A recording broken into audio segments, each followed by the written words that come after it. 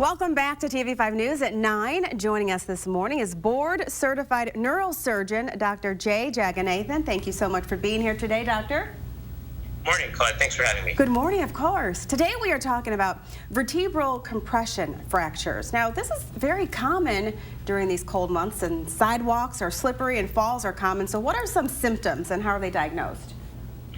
So vertebral fractures are fractures involving the vertebrae. Usually they develop as a result of osteoporosis being the underlying cause. So the vertebrae is a load-bearing part of the spine, which can get weakened when bones get weaker.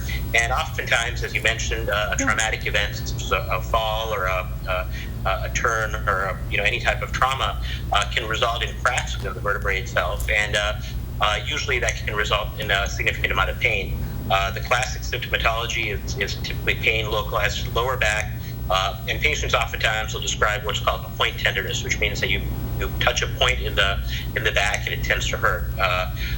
Occasionally it can cause muscle spasms, and a lot of times, oftentimes it can be so debilitating that patients have trouble getting up and moving.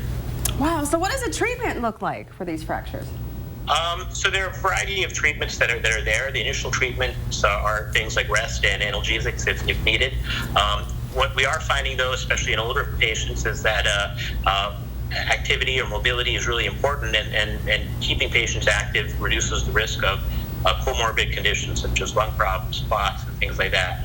So the goal of treatment is usually to keep patients as active as possible.